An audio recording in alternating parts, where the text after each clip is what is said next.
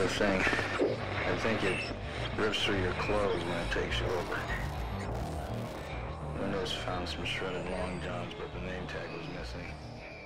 Merci de m'accueillir et puis merci à vous d'être venus nombreuses et nombreux à cette quasi-heure des aurores de la journée pour venir écouter parler effectivement de Lovecraft et la Grande Guerre. Alors on peut se demander voilà, quel est le rapport entre un écrivain américain de la côte Est et puis une guerre qui s'est pour l'essentiel déroulée en Europe. Et bien en fait des rapports il y en a beaucoup.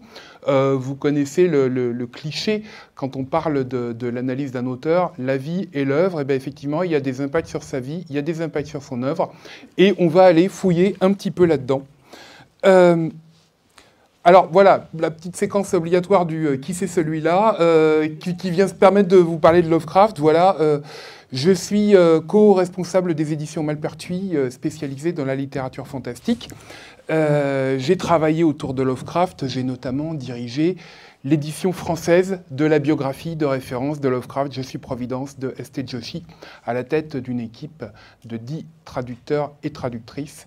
Et puis, j'ai également travaillé sur Le Roi en jaune de Robert Chambers, une des inspirations de Lovecraft, un très beau texte. Et pour parler d'actualité, on me retrouvera dans un volume qui vient de paraître au Mouton électrique qui s'appelle Peur avec un point d'exclamation, et dans lequel on m'a confié un chapitre qui parle de peur. Alors il y a un adjectif après que vous allez peut-être deviner, de peur cosmique, bien entendu. Voilà, petite introduction pontifiante pour marquer l'importance de la Première Guerre mondiale. Vous savez sans doute que 1914 est la date à laquelle les historiens, notamment les historiens de la culture, font véritablement débuter le XXe siècle. Vous avez par exemple les collections du musée d'Orsay commencent en 1914, ce n'est pas un hasard. 1914 et la guerre qui va avec marque une espèce d'entrée dans la modernité par le mauvais bout, puisque c'est une modernité très meurtrière, avec tous les progrès notamment de l'industrie, de l'aéronautique, de la mécanique, de la chimie, qui ont eu pour résultat des milliers de morts sur les champs de bataille. Personne ne peut y échapper, donc ça c'est une manière de dire, Lovecraft non plus, n'y a pas échappé. Je vais commencer par vous parler du jeune Lovecraft et la guerre. Alors pourquoi la guerre, en fait, quand on fouille un petit peu son histoire personnelle, on se rend compte qu'elle est très présente dans sa formation culturelle depuis tout petit. Une des premières références de Lovecraft qu'il a lu étant très très jeune, c'est l'Iliade et l'Odyssée. Donc voilà, il y a des grandes batailles, il y a beaucoup de morts, il y a des morts tragiques, il y a des gens qui se font littéralement couper en morceaux, il y a des divinités qui interviennent aussi. Bon, voilà, donc cet esprit, cette ambiance guerrière, elle prend petit à petit place dans ces lectures mythologiques, dans ces lectures historiques. On sait aussi que Lovecraft apprend le latin très jeune, sous la houlette de son grand-père. Et puis, il y a une ambiance familiale. Lovecraft, qui est né donc en 1890, et qui a donc vécu qui a vécu sa vie essentiellement dans la première moitié du XXe siècle, est issu à l'origine du moins, de l'aristocratie bourgeoise du Rhode Island, de Providence, essentiellement suite aux richesses rapportées par le business de son grand-père. Et il est dans une famille dont l'esprit est assez conservateur et notamment anglophile. Lui-même, très jeune, devient une espèce d'anglomaniaque, donc il y a des anecdotes comme quoi il prend plaisir à chanter « God Save the King » le 4 juillet, au lieu de la bannière étoilée, ce qui fait mauvais genre. Donc, la guerre, dans cette ambiance, dans cette atmosphère conservatrice, la guerre et notamment l'armée. L'armée est une valeur. L'armée, c'est quelque chose qui est respectable, qui est noble. Et puis, la guerre, voilà, c'est une chose noble également, la plus lointaine possible, de préférence, mais qui a sa dignité. Au moment où Lovecraft commence à entamer sa vie, je dirais, de jeune être pensant, les États-Unis ont connu des guerres, bien entendu, celle qui a beaucoup marqué, qui est assez antérieure à lui, c'est la guerre de sécession. Alors la guerre de sécession a un intérêt technique qui est que c'est le moment où on commence à avoir des perfectionnements dans l'armement qui vont avoir des résultats extrêmement meurtriers. Alors voilà, je vais citer seulement la mitrailleuse Gatling. C'est le moment où faire avancer des troupes en ligne ou envoyer des charges de cavalerie, ça commence à avoir de moins en moins de sens parce que les gens se font faucher en quelques instants. Et effectivement, la guerre de sécession, c'est une explosion du nombre de blessés sur le champ de bataille. Et comme à l'époque, la médecine d'urgence n'est pas encore très avancée, et ben, tous ces blessés, généralement, finissent mal. Il y a des infections, il y a des gangrènes. Voilà, on en est encore à l'époque où il y a plus de gens qui meurent, plus de soldats qui meurent des blessures occasionnées sur le champ de bataille que tués, proprement dit, au moment du combat. La guerre de sécession, c'est voilà, le grand choc dans la conscience américaine. Ça va marquer Lovecraft, d'ailleurs, on peut dire au passage, parce que pendant des années, il va avoir une tendresse pour ce qu'on appelle la cause perdue, la cause des États du Sud. Le côté romantique, alors voilà, l'historiographie moderne rappelle que ce côté romantique est un faux semblant, que derrière le romantisme de la cause perdue, il y a des vies écrasées et des milliers d'esclaves exploités. Et ce qui fait qu'aujourd'hui, si vous agitez le drapeau confédéré quelque part, et notamment en plein congrès, eh bien, c'est un petit peu comme si on agitait un drapeau nazi aujourd'hui en Europe. Mais à l'époque, voilà, il y a encore cette espèce de... C'est aussi l'époque, le début du XXe siècle, où le Ku Klux Klan va ressurgir et se refaire une espèce d'honorabilité. Lovecraft lui-même en parlera avec une sorte de tendresse. Après la guerre de sécession, les guerres américaines vont surtout être des guerres coloniales, en quelque sorte. Notamment autour des années 1898-1899. Il y a une guerre contre l'Espagne qui va tourner autour de la prise de possession par les États-Unis des anciennes colonies espagnoles, notamment Cuba, mais également l'île de Guam en Océanie, également Porto Rico, et puis les Philippines. Alors ça se prolongera par une guerre d'indépendance aux Philippines qui sera écrasée par les troupes américaines. Depuis quelques années, à ce moment-là, donc le petit Lovecraft, qui a 8-9 ans, qui a commencé à écrire notamment des poèmes. Nous reviendrons à cette histoire de poèmes. Alors, ce n'est pas des petits poèmes sur les fleurs et les petits oiseaux. Son poème d'enfance, c'est une réécriture de l'histoire d'Ulysse, de l'Odyssée, qu'il appelle « The Young Person's Odysseus ». Lovecraft écrit un texte qui est perdu, mais on sait qu'il l'a écrit parce que quand il écrit ces petits textes, ces petits livres, il les présente comme si c'était publié, c'est-à-dire qu'il dessine une couverture, il crée un label qu'il appelle The Royal Press, et il met à la fin une liste des publications, comme dans la même collection. Voilà. Et il y a donc un texte dont le titre exact est A Historical Account of Last Year's War with Spain.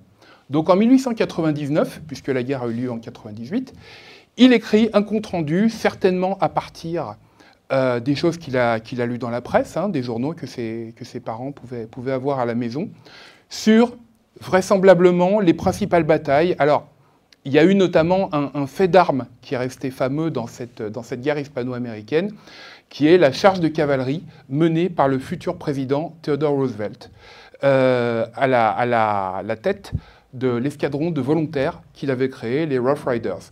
Alors Theodore Roosevelt restera... c'est un président qui est toujours extrêmement populaire dans l'imaginaire américain, et il restera un des préférés de Lovecraft. C'est quelqu'un qui a un poids particulier sur la politique étrangère. Vous avez sans doute entendu parler de la doctrine de Monroe. Alors la doctrine de Monroe, c'est celle qui a dominé la politique étrangère américaine pendant très longtemps, qui dit « l'Amérique aux Américains ». Donc derrière ça, ça veut dire l'ensemble du continent américain. Eh bien, nous, États-Unis, on a le droit d'y intervenir comme on veut, mais le reste du monde, on s'en occupe pas trop. Roosevelt ajoute en 1904 un corollaire qui est « Les États-Unis peuvent intervenir comme gendarmes dans un pays d'Amérique latine qui commettrait des actes qui, je cite, déferaient les liens de la société civilisée ». Donc, notamment, il s'agit d'une intervention au Venezuela à cette époque. Voilà, la politique officielle donc, des États-Unis, en ce qui concerne la guerre à ce moment-là, c'est, voilà, le reste du monde, on ne va pas trop intervenir, on va être très isolationniste, mais on va avoir une espèce d'interventionnisme, d'impérialisme de voisinage qui va s'exercer sur les pays d'Amérique latine, et notamment sur les plus proches.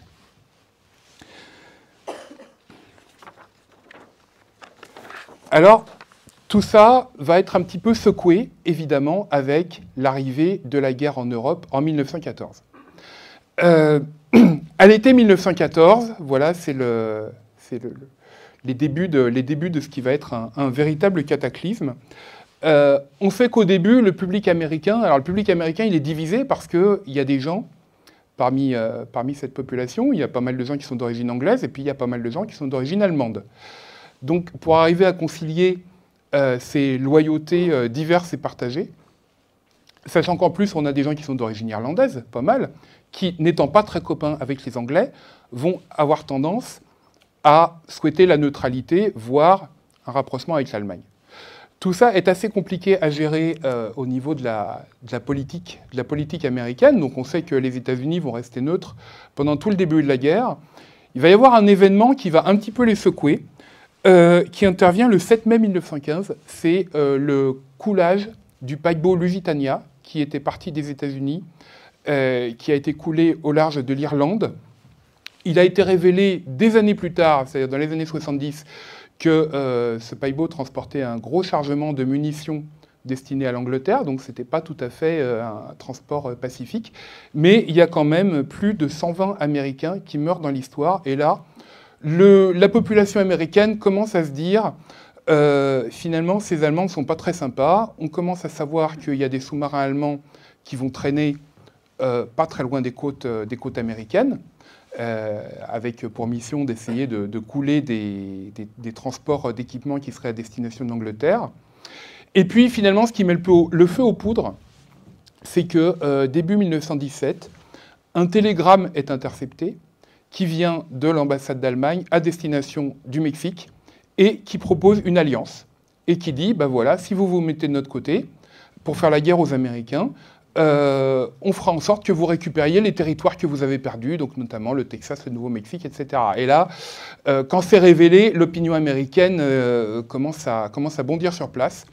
Et on arrive en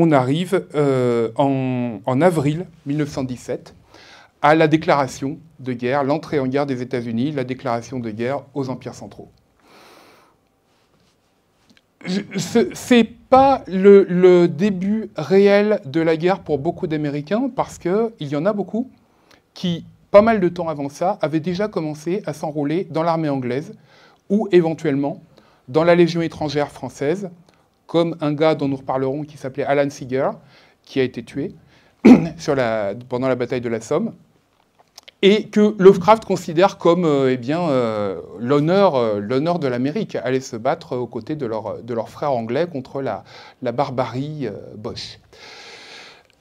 Mais à partir du moment, évidemment, où l'entrée en guerre est officialisée, eh bien, il va y avoir, dès le mois de mai, une loi de conscription qui va envoyer les jeunes soldats américains, d'abord dans des camps d'entraînement, puisque c'est une armée qui est extrêmement peu aguerrie, et d'ailleurs qu'il ressentira lors de ses premiers engagements contre les Allemands. Et puis finalement, voilà, ils vont arriver sur le front français, dans l'est de la France, et tomber en masse également, comme leurs camarades français et anglais. Alors, Lovecraft, par rapport à tout ça, une fois de plus, c'est un sentiment qu'il a pas mal éprouvé dans sa vie, il se sent laissé de côté. C'est-à-dire que pour lui, il n'est évidemment pas question d'aller s'engager dans l'armée britannique, parce qu'il n'a pas la santé pour ça.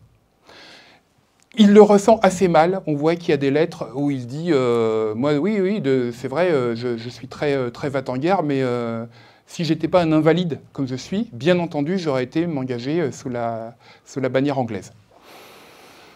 Alors, il va quand même faire des efforts dans la mesure de ses moyens. Donc, on sait qu'en mai 1917, donc avant la loi de conscription, il tente de s'engager volontairement dans la garde nationale. Alors, voilà, la garde nationale, c'est l'armée, l'armée de chaque État américain. La garde nationale du Rhode Island, évidemment, ce n'est pas une force très considérable. Le Rhode Island, c'est le plus petit État des États-Unis. Il pensait pouvoir servir dans l'artillerie côtière, donc un poste pas trop éprouvant, qui nécessiterait quand même d'être assez attentif, parce que voilà, il y a cette histoire de sous-marin, que peut-être il peut y avoir besoin de combattre à certains moments, mais évidemment, ça n'a rien à voir avec le fait d'aller s'embourber dans les tranchées en Europe. Il essaye, il passe des examens physiques, et là, résultat intéressant, ou du moins c'est ce qu'il raconte dans une lettre, ces examens physiques donnent de bons résultats. Il est peut-être un invalide, mais il n'est pas invalide physiquement. Donc voilà, c'est plutôt son état nerveux qui pose problème. Il n'est pas invalide physiquement, mais voilà, il y a un problème, c'est Madame Lovecraft, mère, qui reçoit un choc immense à l'idée que son garçon, donc 1914, il a 24 ans, que son garçon puisse aller vivre dans le contexte de l'armée et servir. Et comme c'est une dame qui a des connexions, eh bien, elle tire toutes les ficelles de manière à ce que cette tentative d'engagement échoue. Et elle réussit, c'est-à-dire que Lovecraft, au final, n'est pas engagé. Au moment où la loi de conscription oblige les jeunes gens à aller s'inscrire au bureau le plus proche, eh bien, Lovecraft y va, comme tout le monde, comme tous les hommes de son âge. Il n'en sortira rien, hein, on va pas faire appel à lui. Il raconte qu'au mois de décembre, il reçoit un questionnaire médical à remplir, donc il le remplit, et puis on lui demande dans quelle catégorie il veut être classé, hein, ça va de 1 à 5. Et lui-même aurait bien aimé se mettre dans la classe 1, mais il y a un médecin de famille qui lui dit « Non, c'est pas du tout raisonnable, vu ton état ». Et donc, il lui conseille de s'inscrire dans la classe 5, division G, dont le libellé est « inapte de façon totale et permanente ». Il raconte à un de ses correspondants « Il n'est pas flatteur de me voir rappeler ma complète inutilité 2 fois en l'espace de 6 mois. » Mais il commente que finalement, c'est quand même une bonne décision parce qu'il n'aurait peut-être pas été assez costaud pour se plier à un travail régulier et à la discipline militaire. Alors, qu'est-ce qu'on peut faire quand on est extrêmement militariste, extrêmement anti-allemand, on va détailler un petit peu, et qu'on ne peut pas agir concrètement? Bah, il lui reste l'écriture, et là, il va s'y mettre.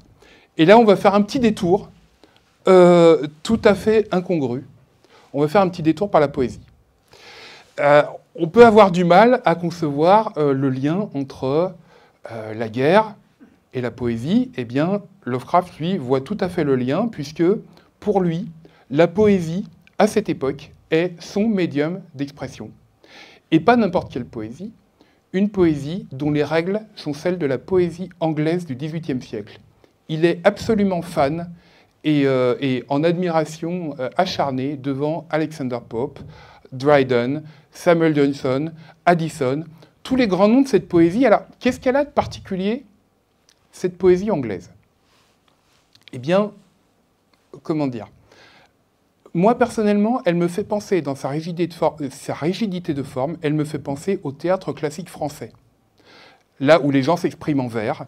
Et bon, il y a un contexte tragique des relations personnelles qui font que ça passe. Mais il y a quand même quelque chose que, surtout avec nos yeux de lecteurs d'aujourd'hui, on a du mal à trouver naturel, alors que le théâtre classique anglais, avec notamment Shakespeare, eh bien, met beaucoup plus l'accent sur le fait sur une expression naturelle et quelque chose avec lequel le spectateur peut s'identifier, qui est tout à fait différent. Alors voilà, la poésie anglaise, c'est un petit peu le Corneille et Racine sous forme poétique et non dramatique. Donc on a une forme, d'abord, à respecter, très important. La forme, c'est le couplet héroïque. Donc c'est des rimes A, B, B, A, B, enfin C, D, D. Voilà, des rimes 2 à 2, des couplets donc. Et chaque ligne se compose de pentamètres iambiques. Alors le pentamètre iambique, c'est 5 pieds, mais un pied, c'est 2 syllabes. Hein. Et ce sont des iambes, c'est-à-dire qu'on a d'abord une syllabe non accentuée et ensuite une syllabe accentuée. Alors, les gens qui ont un petit peu fait du latin reconnaissent une forme de la poésie latine qui a été directement transposée en anglais. La différence entre la poésie anglaise classique et la poésie latine, c'est que cette poésie anglaise est à la fois scandée, donc avec ce rythme donné par les syllabes faibles et fortes, et rimé, ce qui n'est pas obligatoirement la poésie latine. Donc Lovecraft possède un instrument qu'il va utiliser, mais jusqu'à plus soif, et en appliquant à plaisir tous les clichés de cette poésie anglaise, c'est-à-dire le choix de mots archaïques, le choix de certaines tournures. Alors il y a des apostrophes, oh, etc. Voyez, machin truc. Il y a des questions rhétoriques. Alors est-ce que donc des formes comme ça dont on ressent le côté artificiel à la lecture, mais qui pour lui sont entièrement naturels. Et là où ça devient totalement incongru, c'est que il applique tout ça, il applique cet instrument poétique datant du XVIIIe siècle à la description de la géopolitique qui pour lui est contemporaine. Donc déjà un truc, quand il parle des pays, il utilise systématiquement dans ses poèmes leur nom latin. Donc ça va être Germania, Britannia, etc. Alors ça devient un petit peu rigolo quand il désigne les États-Unis comme Columbia, puisque évidemment il n'y a pas de nom des États-Unis en latin. Hein. Donc il a trouvé cette idée. Cette poésie, alors il avait, voilà, j'ai mentionné tout à l'heure le poème d'Ulysse qu'il avait écrit quand il était jeune. Il va tourner son attention poétique vers la situation du monde, à partir du moment où, à l'issue d'une longue période dépressive, qui va prendre fin en 1914, peu de temps avant la guerre, il va faire connaissance avec un milieu qui va devenir son milieu social de prédilection pendant quelques années et qui ne le quittera jamais, qui est le milieu de la presse amateur. Donc l'anecdote, c'est qu'il y a eu, dans le courrier des lecteurs, des monthly magazines, donc c'était les ancêtres des pulps, hein, qui étaient imprimés sur du joli papier glacé par contre, et où il y avait beaucoup d'histoires de bas étage, mais il y avait aussi des gens comme Abraham Merritt qui écrivaient des beaux récits d'aventures fantastiques. Eh bien, il y a eu une petite controverse autour d'un auteur d'histoire sentimentale. Lovecraft détestait ça. Donc, il a commencé à écrire des lettres pour dire « c'est nul, ça n'a aucune place ici, rendez-nous Tarzan et le gouffre de la lune d'Abraham Merritt ». Et il y a d'autres lecteurs qui ont commencé à échanger avec lui en disant « mais non, c'est très bien, on a besoin d'histoires comme ça ». Et au bout d'un moment, Lovecraft s'est mis à leur répondre en vers. Alors, on retrouve la poésie. Donc là, c'est rigolo également, parce que le couplet héroïque appliqué à une petite controverse de courrier des lecteurs. Il y a un des dirigeants de l'United Association of Amateur Press Association, donc une des deux grandes associations de presse amateur, qui va prendre note de cet échange et qui va écrire à Lovecraft et qui lui dit « écoutez, on a besoin de gens comme vous, venez dans notre association ». Et là, ça va être le grand changement dans la vie de Lovecraft, ce qu'il reconnaîtra toute sa vie. Ça va le sortir de la dépression, ça va lui faire connaître des gens, y compris sa femme.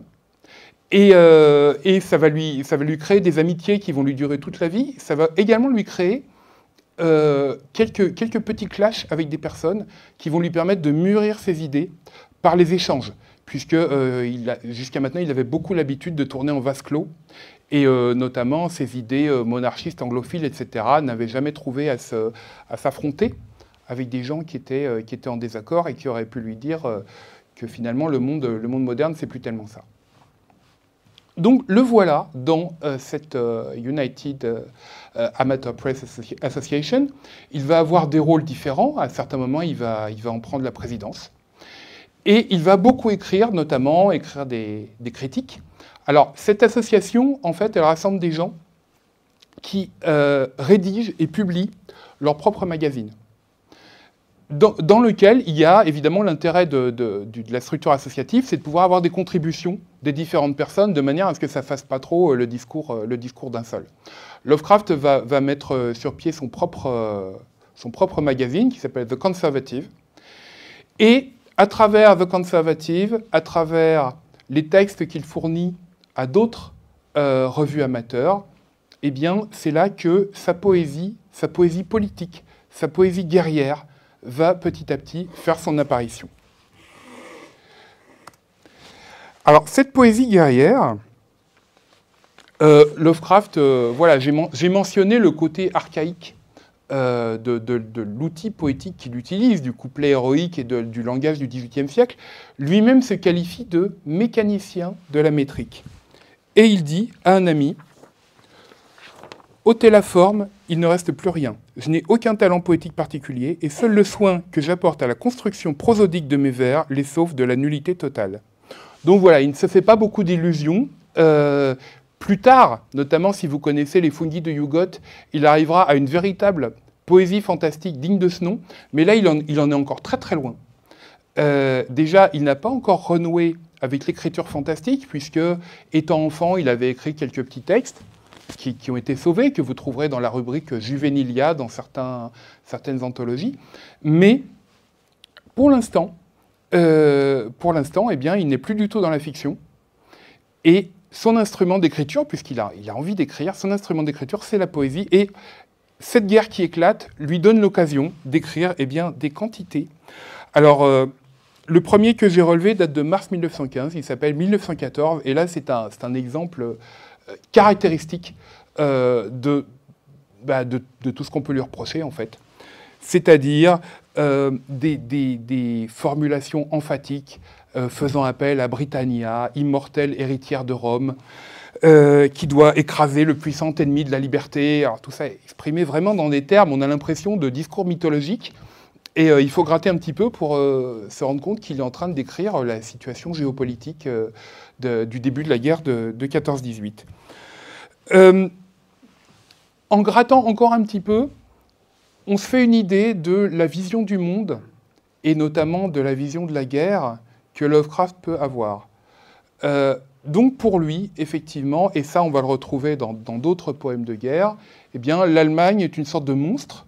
Les Allemands, notamment l'armée allemande, eh bien ce sont des criminels, des gens assoiffés de sang, et puis en même temps c'est des lâches. Hein, c'est pas il suffit de taper dans les mains pour qu'ils s'enfuient. C'est pas des ennemis de grande valeur. Ils sont surtout effrayants face à des populations civiles désarmées, des femmes et des enfants. Ils massacrent les enfants, etc. Donc tous les clichés de la propagande occidentale de l'époque, hein, puisque évidemment il n'est pas allé voir sur place, donc il ne peut pas voir le côté exagération. Mais tout ça est mythifié et je dirais aussi essentialisé. C'est-à-dire qu'il y a quand même un côté, la race allemande, elle est maléfique, quoi. Donc là, on retrouve aussi un des fils de sa pensée qu'il ne lâchera pas pendant pas mal de temps. Autre poème intéressant qui s'appelle « The Crime of Crimes » et qui date de juillet 1915. « The Crime of Crimes », le crime des crimes, c'est le torpillage du Lusitania. Donc là, à nouveau, c'est exprimé dans des termes emphatiques absolument enflés, mais c'est la fureur, effectivement, de voir des civils victimes de la guerre, et notamment, bon, bien sûr, de la méchanceté allemande foncière. Bien entendu, Lovecraft se dit que dans chaque poème qu'il écrit, eh bien, il essaie de gratter un petit peu l'opinion, ou du moins les gens qui le lisent, le petit milieu de la presse amateur, pour que les gens soient de plus en plus favorables à l'entrée en guerre des États-Unis, qui, encore à cette époque-là, est très très loin d'être acquise. Notamment en 1915, après l'affaire du Lusitania, le président, Woodrow Wilson, déclare qu'il arrive qu'un homme puisse être trop fier pour combattre. Pour dire, voilà, nous on traite ça par le mépris, ce que Lovecraft ressent d'une manière extrêmement violente. Il trouve que c'est une déclaration atroce. Pour lui, la réaction normale serait immédiatement de déclarer la guerre. Et il en voudra très longtemps à Wilson sur ce point. Alors voilà, il y a d'autres poèmes. Notamment, il y a un thème très cher à Lovecraft qui se retrouve dans certains poèmes, comme « Iterum conjunctae », ce qui veut dire « enfin réunis ». C'est le fait que cette guerre va permettre à l'Angleterre et aux fils prodigues, les États-Unis, qui se sont éloignés de leur souverain légitime au moment de la Révolution américaine, ça va leur permettre de se rapprocher et d'une certaine manière de revenir un petit peu sous l'influence de la couronne britannique qui a été honteusement rejetée par les révolutionnaires, les indépendantistes américains. En mai 1917, il écrit un poème qui s'appelle « The Peace Advocate », qui est particulièrement pénible à lire. C'est l'histoire d'un personnage imaginaire un pasteur dans un petit village, on ne sait pas où, qui est un défenseur de la paix et qui ne tient que des discours pour la paix, comme quoi la guerre est une mauvaise chose. Il a un fils qui est enrôlé dans l'armée, mais il ne veut plus parler à son fils parce que c'est un militaire, etc. Et puis un jour, bien entendu, l'ennemi arrive. L'église est détruite par les bombardements, la femme et la fille du pasteur sont tuées dans les combats, mais qui vient le sauver? Le régiment de son fils. Et à partir de là, eh bien, notre pasteur arrête d'être pacifiste et il comprend que voilà, si on veut la paix, il faut préparer la guerre, etc. Donc, bon, Lovecraft nous agite une marionnette pour avancer ses points de vue. Il est très, on le voit pendant quelques années, il est très monté contre tous les courants pacifistes. Bien entendu, l'accusation qu'il y a, que ce soit en France ou ailleurs, hein, d'ailleurs en Allemagne aussi, c'est que tous les courants pacifistes sont en fait secrètement animés par l'ennemi. C'est une cinquième colonne. Donc, bien entendu, c'est le mal. Alors, un poème qui s'appelle To Greece, et là, Lovecraft s'en donne à cœur joie dans les références antiques. À ce moment, la Grèce est entre deux positions. Le roi Constantin de Grèce souhaite conserver la neutralité du pays, alors que le Premier ministre Venizelos souhaite que la Grèce s'engage aux côtés des Alliés, ce qui va finalement se faire. Donc là, Lovecraft convoque toutes ces références de l'histoire antique de la Grèce, tous les noms, je ne vous les détaillerai pas parce que c'est vraiment très très pesant, sur comment, alors il ressort des noms de traîtres classiques de l'histoire antique pour dire que le roi vraiment devrait abdiquer et que c'est au Premier ministre de mener les destinées de ce pays qui va être victorieux aux côtés des Alliés, etc. Il y a un petit poème, alors petite chose intéressante qui date de début 1918, The Volunteer. Il y avait un poème dans la presse qui s'appelait Only a Volunteer et qui déplorait que tout le travail noble de l'armée était fait par les conscrits et que les engagés volontaires se retrouvaient avec les tâches difficiles. Donc Lovecraft décide d'écrire un poème pour redorer le blason des volontaires en disant que vraiment c'est eux qu'il faut honorer parce qu'ils y sont allés sans que personne ne les oblige. Alors que bon, les conscrits, c'est bien, effectivement, ils font beaucoup de boulot, mais quand même, c'est des gens ordinaires que la contrainte du gouvernement a poussé sur le champ de bataille.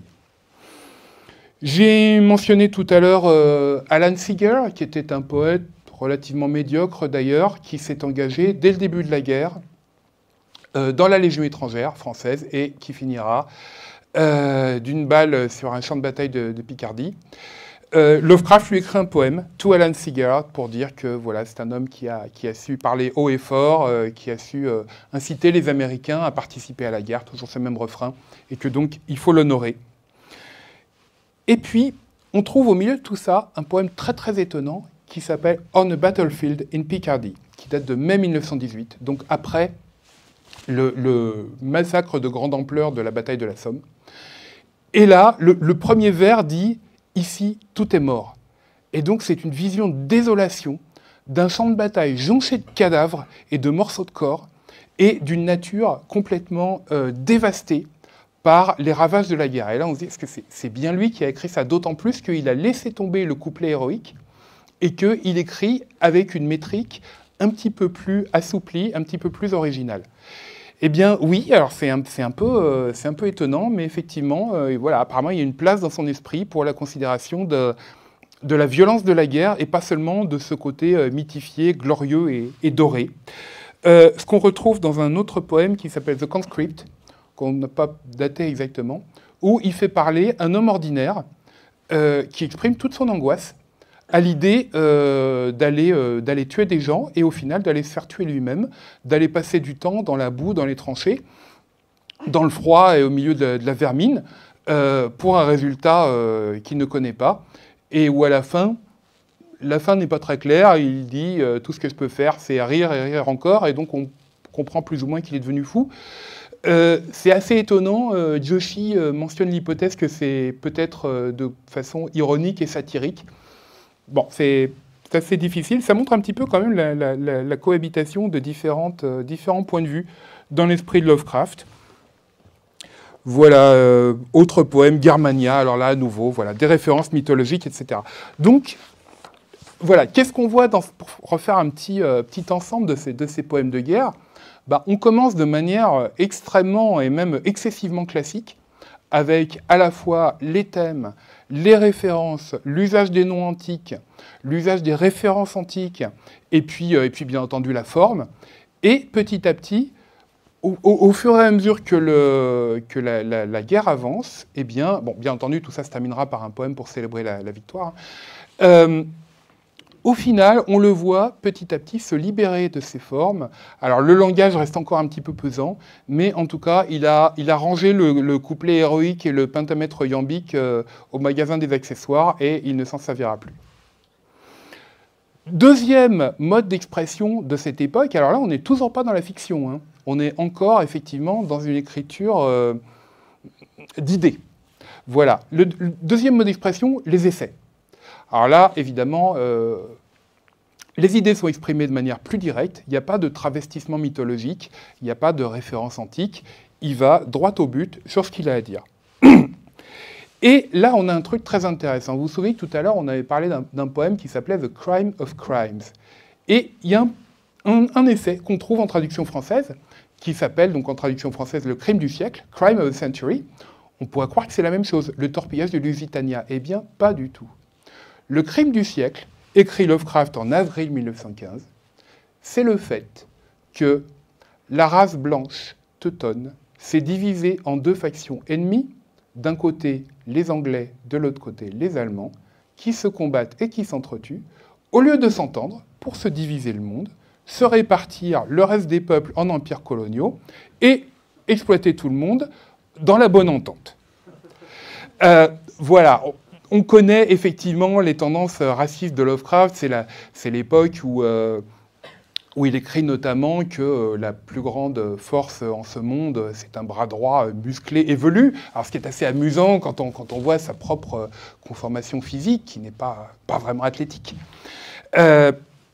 C'est le moment, visiblement, la guerre a cette influence sur lui, de faire ressortir ce côté un peu nietzschéen. Alors c'est intéressant parce qu'il s'est vraiment plongé dans la lecture de Nietzsche un peu plus tard. Mais ce côté aspiration vers le surhomme et à travers notamment la violence. Et c'est particulièrement exprimé dans un essai qui s'appelle « À la racine », qu'on trouve également en traduction française, « At the root », qui date de juillet 1918. Donc là, on est vraiment au moment où on sait que la guerre va prendre fin, que les Allemands ont tiré leur dernière cartouche et que tout ce qu'ils peuvent faire, c'est essayer de battre en retraite de la façon la plus ordonnée possible. Dans « À la racine », Lovecraft essaye de philosopher sur les années écoulées et sur la guerre qui vient de s'écouler et sur ses causes. Alors, nous, aujourd'hui, quand on parle des causes de la guerre de 14-18, on a les causes immédiates, hein, l'assassinat de Sarajevo, et puis on a les causes profondes, la rivalité, l'absence de débouchés de l'économie allemande, etc. Pour lui, il va directement à quelque chose qui est très 19e siècle, qui est la tendance naturelle de l'être humain à la violence. Alors, on trouve des invocations de la science dans ce petit texte. Bon, on sait à quel point la science est importante pour Lovecraft. Bien entendu, la science qui est importante pour lui, c'est ce qu'il connaît, c'est la science de son époque. Jointe à ces tendances bien connues, athées et anti-religieuses, eh bien, il y a une chose qui est importante pour lui à ce moment-là, c'est la théorie de l'évolution. Et la théorie de l'évolution, elle n'est pas encore aussi fortement élaborée, hein. On sait qu'elle prendra vraiment sa forme définitive, ou quasi définitive, vers 1930, au moment où on va avoir ce qu'on a appelé la grande synthèse néo-darwinienne, qui va unifier la génétique, la paléontologie, l'embryologie, etc., la biozoologie, et plus seulement cette idée tirée de façon plus ou moins déformée de Darwin et médiatisée par Herbert Spencer, qu'il y a une grande tendance à la progression, qui aurait élevé l'être humain de la bête, hein, du singe, jusqu'à, en l'occurrence pour Lovecraft, jusqu'à l'homme blanc, teuton et dominateur et colonisateur du monde. Lovecraft ne manque pas de rappeler, alors il a un point de vue un petit peu différent, qui n'est pas celui de l'élévation, qui est plutôt celui de, nos origines, elles se trouvent chez les primates, et on est toujours des primates, et on a toujours ces tendances brutales, violentes, etc. Donc on peut éventuellement faire quelques lois pour tempérer ça, mais de toute façon, il y aura toujours des guerres à cause de ça, parce que la violence y naît. Donc, il faut le savoir, et conséquence immédiate, toutes les tentatives et toutes les démarches en faveur du désarmement sont illusoires et dangereuses. Voilà sa conclusion, qui va être encore plus développée dans un autre texte un petit peu postérieur de 1919, donc là on est un petit peu après la guerre, qui s'appelle The League, donc la Société des Nations, et dans laquelle il commente d'une manière un petit peu ironique sur la création de la Société des Nations, en disant, c'est encore des belles intentions, c'est encore ces nobles défenseurs du pacifisme, ça ne marchera pas. Alors, bon, l'analyse faite a posteriori montre qu'il y a un peu de vrai dans ce qu'il a dit, puisque finalement ça a été le fiasco, mais que quand même pendant toute une période, la Société des Nations a réussi à tenir sous contrôle un certain nombre de conflits, puisque entre la Première et la Deuxième Guerre mondiale, il s'est quand même passé pas mal de choses, et notamment des conflits de voisinage entre différents pays. Et voilà, la SDN n'a pas rien fait. Elle a réussi à garder un certain ordre du monde. Il y a même eu un moment où on a cru qu'on allait pouvoir déclarer la guerre hors la loi. C'était le pacte fait par Aristide Briand avec les États-Unis, et où la guerre était une chose du passé. Bon, pour Lovecraft, c'est impossible. Alors il avait raison pour des raisons qu'il n'a pas forcément vues, qui étaient que la fin de la guerre de 14-18 n'a pas résolu les choses. Donc, au niveau des essais, on voit quelque chose se dégager petit à petit dans cette écriture d'essais autour de la guerre de 14-18 et de la question de la guerre en général, qui est le développement d'une position fataliste, je dirais, sur la guerre, sur le fait que la guerre est une chose inévitable, qu'on ne peut surtout pas chercher à l'éviter en désarmant, mais qu'au contraire, il faut s'y préparer en armant, et que, voilà, la fameuse formule que si tu veux la paix, prépare la guerre, issue de la sagesse latine, qui était une grande référence pour lui également, reste encore d'actualité. Alors, on va quand même maintenant en venir à la partie qu'on peut considérer la plus intéressante, et la fiction. Alors, il y a peut-être un effet secondaire intéressant de la guerre, c'est que, comme vous le savez sans doute, un de ses tout premiers textes fantastiques de la maturité, d'ailleurs d'une maturité étonnante, vu la précocité avec laquelle il est écrit et vu tous les thèmes qu'on retrouve qui sont typiquement Lovecraftiens, c'est Dagon. Dagon, il l'écrit en 1917. Alors, bien entendu, on trouve dedans une référence totale à l'actualité, qui est que le personnage principal de Dagon, eh bien, c'est un marin. C'est un marin qui est sur un navire marchand. Le navire marchand est coulé par un sous-marin allemand. Le marin est capturé, il est prisonnier, mais comme les geôliers ne sont pas très très attentifs, il parvient à s'évader. Il lui arrive ensuite toutes sortes de choses.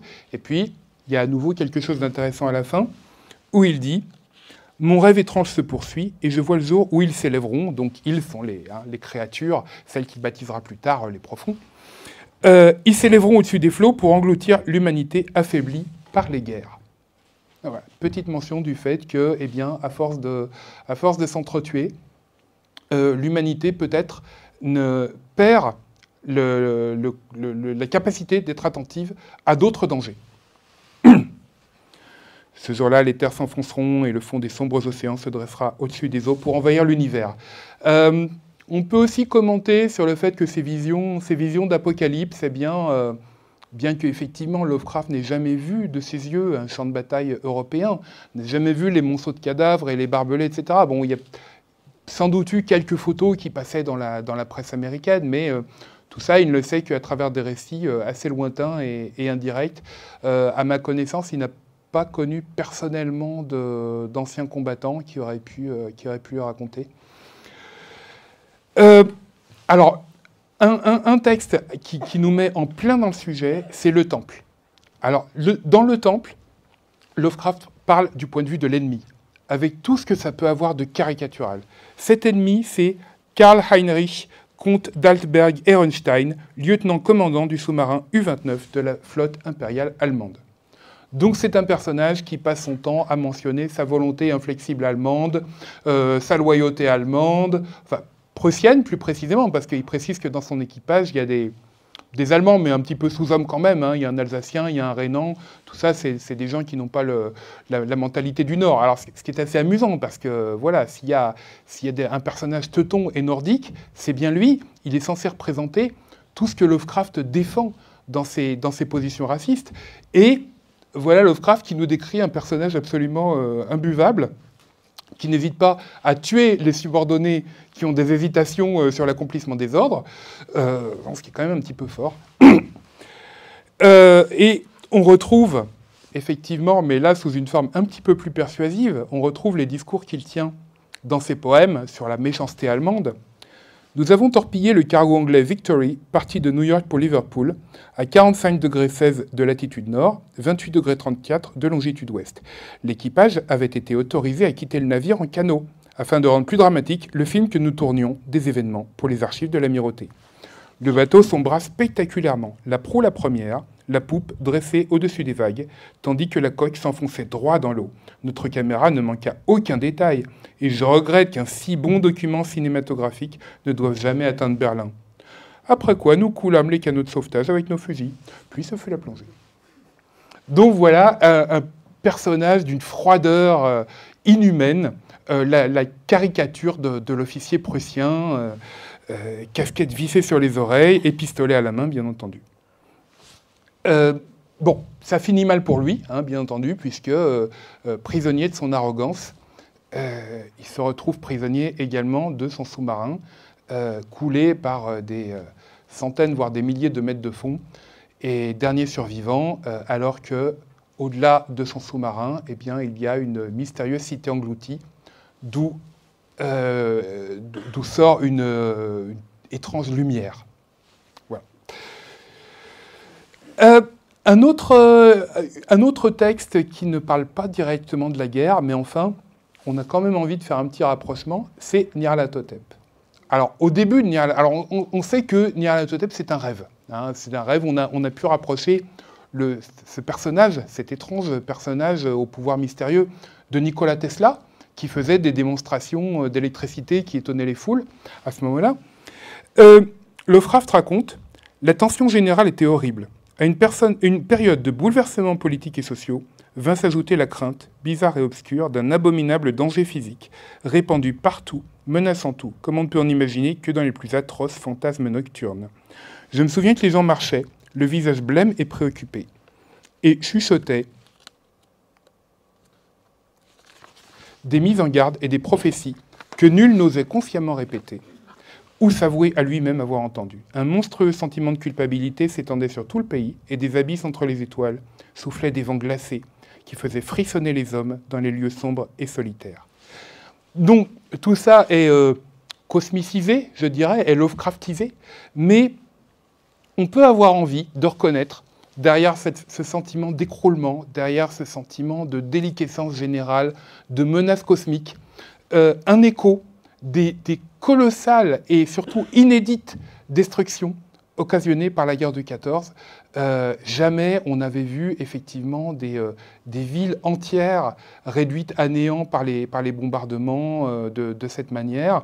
Les perfectionnements de l'artillerie, des explosifs, l'apparition des bombardements aériens, les canons géants, etc. Tout ça pouvait produire effectivement un effet de sidération, au-delà même de l'horreur, hein, de la mort et de la destruction, sur des capacités de destruction vraiment inédites qui devenaient à la portée de l'humanité. Alors on va changer un petit peu de tonalité avec Herbert West, réanimateur. On sait que dans cette histoire, en plusieurs parties, eh bien, il y en a une où le docteur Herbert West et son assistant décident de s'engager sur le front occidental, donc dans l'armée anglaise, comme médecins militaires. Alors, ils n'y vont pas par amour de l'humanité, ils y vont parce que, eh bien, ils travaillent sur les cadavres, et là, pour ça, autant aller là où des cadavres, il y en a beaucoup, beaucoup, beaucoup. Et là, on patauge dans la tripaille, on est dans le grand guignol, dans le gore. Lovecraft s'amuse. C'est assez curieux de voir effectivement que la guerre, ce vaste traumatisme, devient finalement un ressort presque comique qui permet de mettre en scène des scènes vraiment outrées, hein, avec ces mélanges de cadavres humains et puis des tissus reptiliens mis en culture. Enfin, ça gargouille de partout. C'est assez particulier et on a envie de dire que peut-être il commence à apprivoiser ce traumatisme qu'à nouveau il n'a pas vécu directement, mais c'est quand même tentant de penser qu'il y a un traumatisme même pour les gens dans son cas qui n'y ont pas été. Et voilà, là ça commence à prendre une autre tonalité. Alors il y a encore deux textes à citer. Les rats dans les murs, 1923, vous voyez qu'on s'éloigne de plus en plus hein, de la période directement de la guerre. Dans les rats dans les murs, la guerre joue un rôle instrumental puisque c'est elle qui permet au fils du narrateur de rencontrer un capitaine anglais qui va lui raconter l'histoire de sa propre famille. Le jeune Américain a une famille qui est d'origine anglaise, qui avait émigré aux États-Unis, et le capitaine anglais sait que cette famille résidait dans un certain domaine et a une certaine histoire qui est évidemment pas jolie. Ce qui va mener au rachat de ce domaine ancestral par la famille américaine de l'apport et puis à la découverte de voilà, tout ce qu'il y a dedans. Au final, d'ailleurs, le jeune Américain, Alfred Delaporte, eh bien, il est gravement blessé à la guerre et à son retour, il ne survit que 2 années, alors que son père, qui est le narrateur, passe son temps à s'occuper de lui et à pourvoir à ses besoins de façon assez désespérée. Donc là, voilà, la guerre joue un rôle de ressort qui laisse une trace dans le deuil du personnage. Mais à nouveau, on est un petit peu... c'est un petit peu neutralisé, c'est-à-dire qu'après le début de l'histoire, il n'en est plus question. Et puis, une toute petite mention dans La Clé d'argent, nouvelle de 1926. Hein, vous vous souvenez qu'à 30 ans, Randolph Carter perd la clé de la porte des rêves. Eh bien, il devient blasé de tout. Et il va faire la guerre, hein, pourquoi pas. Les voyages n'étaient qu'une moquerie. La Grande Guerre elle-même ne l'émut qu'assez peu, bien que dès son début, il se fut engagé dans la Légion étrangère. Donc voilà, la guerre devient une espèce de passe-temps. On ne mentionne même pas qu'il a eu la chance de revenir vivant. On ne mentionne même pas qu'il a pu voir des choses horribles. Non, c'est simplement un ennui de plus dans une lassitude générale de la vie.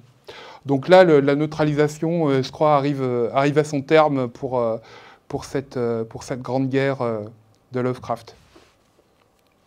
Donc, j'en arrive à une petite conclusion. De façon générale, l'impression que j'ai, c'est que la guerre a joué un rôle moteur, un rôle dans le développement de la pensée et de l'art de Lovecraft. Alors, on voit qu'à l'issue de la guerre, sa pensée géopolitique notamment, est très loin d'être arrivée à maturité, qu'il est encore sur des positions très stéréotypées en matière de violence, en matière raciale. Hein. Il y a des notions sur le combat des races qui ne sont pas très éloignées de ce qu'on trouve dans Mein Kampf, hein, quand même, il faut le dire. Donc tout ça n'est pas encore bien digéré. Mais la guerre a au moins un avantage pour Lovecraft, c'est de le faire réfléchir au monde entier. C'est-à-dire qu'il n'est plus concentré sur le monde antique, il n'est plus concentré sur l'Angleterre du XVIIIe siècle, il commence à envisager qu'il y a la France, l'Allemagne, d'autres pays européens, pas trop précisés, et puis, attention, parce que dans le sillage de la guerre, il y a la révolution russe, il y a les bolcheviks, donc là, il va beaucoup réfléchir à la question pendant pas mal de temps, avant, là aussi, d'apprivoiser cette idée. Donc voilà, c'est une espèce d'ouverture au monde, paradoxalement, qui se révèle à travers, mais je pense que c'est le cas pour beaucoup d'Américains, c'est-à-dire que ces États-Unis isolationnistes au début de la guerre ne considèrent pas le reste du monde, ne se considèrent pas du tout comme attachés, par exemple, à l'Angleterre ou à l'Europe. Et le fait, c'est seulement quand, en 1917, il va y avoir ce rapprochement à travers la guerre, que, par exemple, les États-Unis vont dire, voilà, on vient rembourser la dette que nous avons à l'égard de Lafayette. Donc le fameux Lafayette, nous voilà, du général Pershing. Au niveau poétique, voilà, il a beaucoup utiliser son instrument poétique de prédilection, le style archaïque de la poésie anglaise du XVIIIe, pour parler de la guerre. Et puis petit à petit, il s'en détache, il se dit, mais quand même, il y a un truc qui ne va pas là. Et on arrivera au point culminant. Alors, je n'ai pas mentionné, mais évidemment, il n'y a pas que des poésies de guerre. Il y a aussi quelques poèmes fantastiques qui commencent à émerger pendant cette période. Et on arrivera au point culminant, qui sont les Fungi de Hugot, qui sont un cycle de sonnets parfaitement organisé, avec un début d'ailleurs qui se suit, et où là, il a un langage poétique qui n'a plus rien à voir avec celui des débuts de ses versifications. Et puis, au niveau de la fiction en prose, eh bien, on a quand même l'impression que c'est pas qu'une coïncidence temporelle, qu'il se remet à écrire des histoires fantastiques en 1917 pendant la guerre, que peut-être il y a une envie. Et moi, j'ai envie de dire, on sait que à partir des années 1919, 1920, il découvre Lord Dunsany. Il y a tout un univers qu'on qualifierait aujourd'hui de fantasy qui s'ouvre à lui et qu'il a envie d'explorer. Et je me demande dans quelle mesure cette aspiration vers ces mondes qu'on qualifie de contrées du rêve, mais qui, pour l'instant, en 1918, 1919, 1920, ne sont pas des contrées du rêve, mais sont des mondes antiques, des mondes d'une très grande antiquité de l'origine de l'humanité. Tout ça n'est pas, quelque part, une volonté inconsciente d'échapper à toutes les horreurs de la vie réelle qui ont été exposées dans les médias jour après jour pendant toutes ces années, et dont l'intensité des destructions a encore été exagérée pour des buts de propagande, particulièrement quand il s'agissait de faire entrer les États-Unis dans la guerre, qui ont rempli le quotidien des gens pendant cette période assez prolongée. Donc voilà une influence finalement sur un principe qui m'est cher, je dirais, qui est que le réel et l'imaginaire sont jamais séparables, que l'imaginaire parle aussi du réel, y compris à travers sa manière de ne pas en parler. Et en tout cas, c'est ce qu'on retrouve chez Lovecraft. Voilà ce que j'avais à vous dire.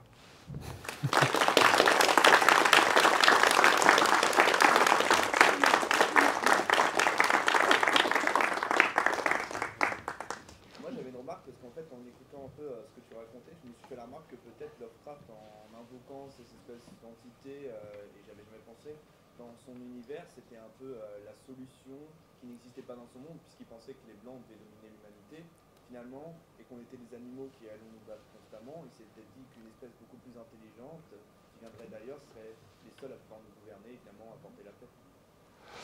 Alors ça me paraît être une vision très positive des grands anciens. T'es sûr que tu fais pas partie d'un culte? Alors oui, c'est intéressant. Alors je ne pense pas. Je pense pas du tout qu'il a une vision positive. Alors déjà, il a une vision qui est ni positive ni négative. Mais dans ce que tu dis, il y a un truc qui résonne, c'est-à-dire que ces grands anciens, c'est un peu comme des forces de la nature. On a comparé Cthulhu au concept de l'entropie, c'est-à-dire une chose qui est au-dessus de nos têtes, qui est plus forte que tout, puisque c'est une loi naturelle, et qui mène à la destruction, et on n'y peut rien.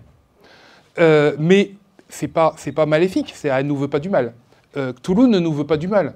On dit souvent, il dévore ses cultistes. Non, en fait, d'ailleurs, on ne sait même pas s'il se nourrit de quoi que ce soit. Il n'a peut-être pas besoin de se nourrir. Hein. Ou il se nourrit de choses cosmiques inconcevables par nous.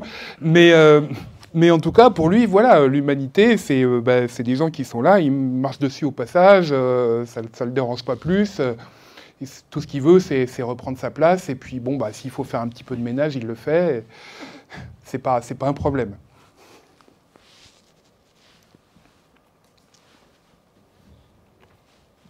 Alors, j'ai moi un peu qui est traditionnellement plus une remarque qu'une question, n'est-ce pas? Tu posais la question de dans quelle mesure le traumatisme de la guerre pousse Lovecraft vers la fantaisie. On a un autre exemple en parallèle qui est celui de Tolkien, qui, traumatisé par la bataille de la Somme, va écrire, il travaillait déjà sur la poésie de fantasy, mais c'est à partir de la bataille de la Somme qu'il écrit La chute de Gondolin, qui est vraiment la base de ce sera l'univers de la Terre du Milieu. Donc il y a une trajectoire un petit peu parallèle à ce niveau-là. Donc est-ce qu'on peut pousser l'analogie plus loin? J'en suis pas certain non plus, mais il y a ce refuge dans la fantaisie, c'est de toute façon dans la réaction anti-moderne traditionnellement, que ce soit chez Maurice, chez Tolkien, et de toute façon le côté antimoderniste est présent aussi chez Lovecraft. Donc il y a des parallélismes en tout cas, donc il ne faut peut-être pas surinterpréter, mais qui me semblent intéressants. Oui, surtout qu'effectivement, le côté moderne dans cette guerre, il est, je veux dire, à chaque moment, les perfectionnements, la technique allemande, les prix Nobel de chimie allemande mettent au point des gaz de combat toujours plus meurtriers. On invente des machines qui volent, on invente des sous-marins extrêmement perfectionnés. Enfin, voilà, le modernisme, il est partout, quoi. Bonjour, donc, je ne suis pas un spécialiste de Lovecraft, mais je me rappelle avoir vu un truc sur les grands anciens, et les anciens qui rentrent dans une guerre avec les fungi.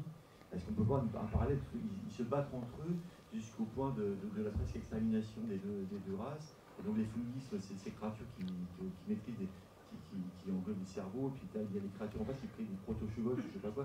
Donc on peut y voir des créations, enfin, les dieux créent aussi des armes pour affronter d'autres dieux. Donc est-ce que, dans le parallèle de la guerre, finalement, on peut pas imaginer des choses avec l'évolution des technologies, etc. Enfin, par rapport à ça, c'est dans Les Montagnes hallucinées, c'est quand il raconte la grande fresque de l'histoire du monde, etc. Alors, imagine un parallèle avec la guerre, ça peut inspirer aussi dans ces... Bon, moi je pense qu'il faut pas... enfin voilà, il y a des gens qui du coup ont eu envie de recréer justement cette fresque de l'histoire de l'univers d'après les différents éléments, etc. Bon, moi je pense qu'il ne faut pas forcément chercher plus de cohérence là-dedans, mais je dirais plutôt que ça ramène justement à cette idée de Lovecraft que la guerre est quelque chose de fondamental. Donc qu'on va la retrouver, et certainement après ses lectures de Nietzsche dans les années 20, à travers l'envie de domination. Donc c'est quelque chose qu'on va retrouver aussi chez des créatures extraterrestres, c'est pas si... ou quasi divines.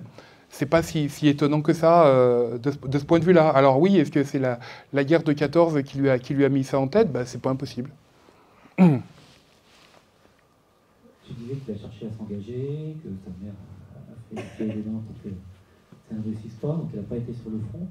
Mais est-ce que dans sa correspondance, que tu dois connaître beaucoup mieux que moi, est-ce que dans sa correspondance, il a eu des proches de sa famille ou des amis qui ont participé justement à la Grande Guerre et qui lui ont rapporté un certain nombre de récits qui auraient pu l'inspirer ou en tout cas le marquer? Alors non, il n'a pas eu de proches. Ni parmi ses... alors déjà, sa famille est assez limitée, il n'y avait pas de gens très jeunes dans sa famille, ni à ma connaissance de mémoire parmi ses correspondants. Une anecdote, c'est qu'il y a une chose dont il parle beaucoup dans sa correspondance qui est un petit peu postérieure à la guerre, c'est l'histoire de l'armée du bonus. Alors, ce qui s'est passé, c'est qu'aux anciens combattants américains, on avait promis une prime à leur retour de guerre. Cette prime n'a jamais été versée. Donc, les gens se sont organisés, ils ont fait des grandes manifestations, ils ont fini par camper, je ne sais pas si c'était pas à Central Park, et pour finalement être dispersés par l'armée. Donc ça, Lovecraft raconte cette histoire, je pense qu'il a été assez choqué. Il raconte l'histoire dans sa correspondance, parce que c'était vraiment l'actualité au quotidien à une certaine époque, 1919 ou 1920, je ne sais plus. Et...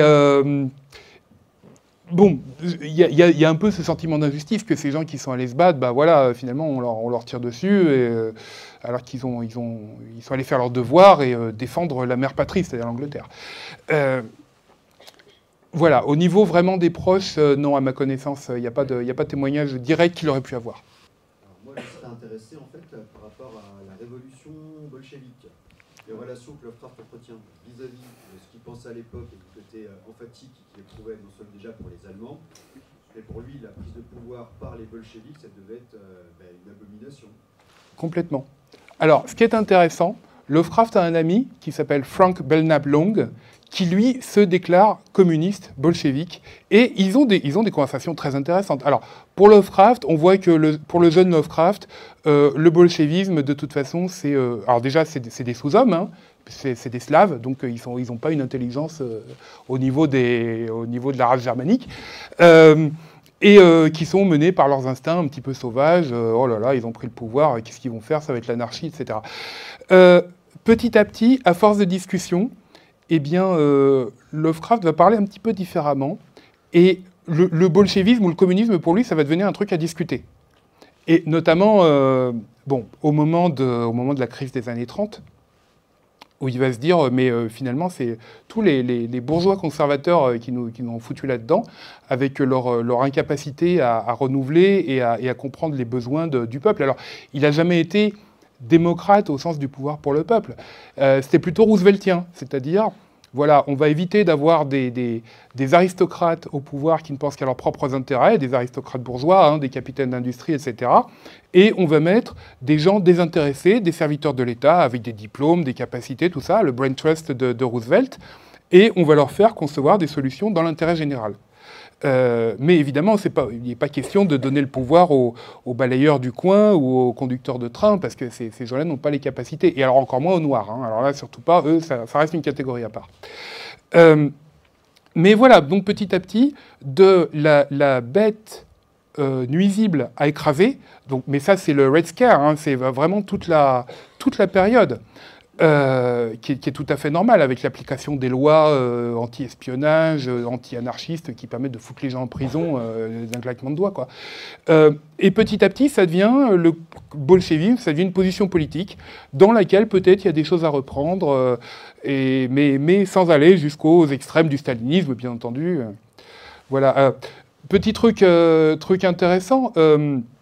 Robert Chambers, donc, que Lovecraft a beaucoup lu, mais dont il ignorait qu'ils ont vécu ensemble. Et Lovecraft pensait que Chambers était mort depuis longtemps. En 1920, écrit un roman qui s'appelle The Slayer of Souls, et qui parle d'une espèce de menace surnaturelle sur l'humanité. Et derrière cette menace, il y a une sorte de démon. Et parmi les serviteurs de ce démon, il y a tous les syndicalistes et toute la gauche.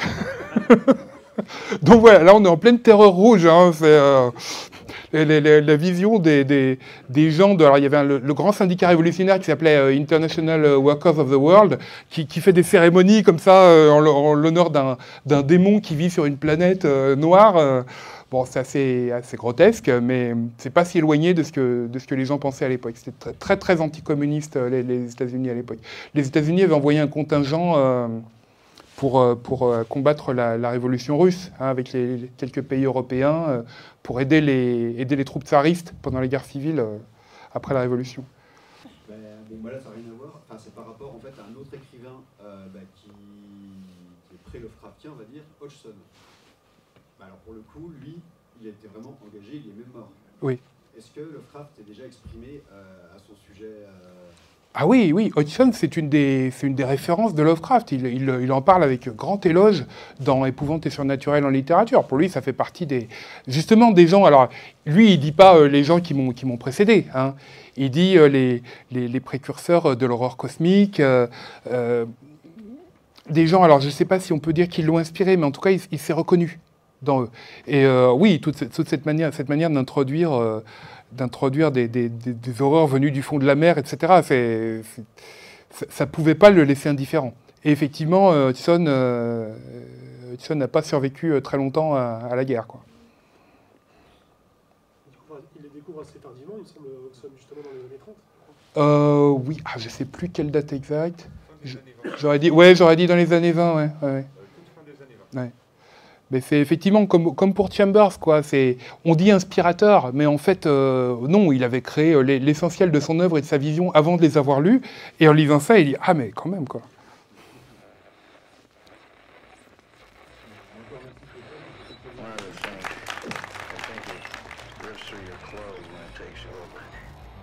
Radio Migo et les conférences miskatoniques sont des productions de l'association Miskatonique. Pour nous soutenir, n'hésitez pas à prendre votre carte de membre en vous rendant sur campusmiskatonique.fr.